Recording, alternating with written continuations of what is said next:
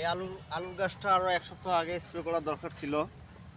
এই যে পাতাগুলো যে দেখতেছেন, এটা আরও খুব সুন্দর রং হতো। এই পাতাগুলো মানে আলু গাছটা খুব সুন্দর আলো হতো।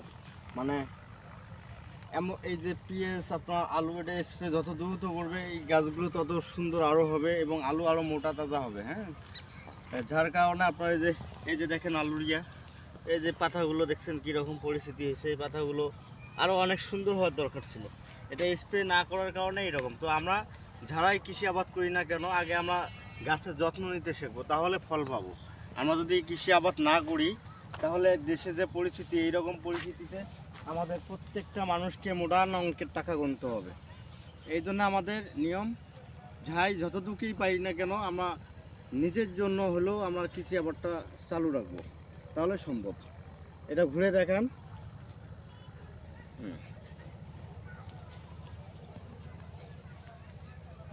ওকে।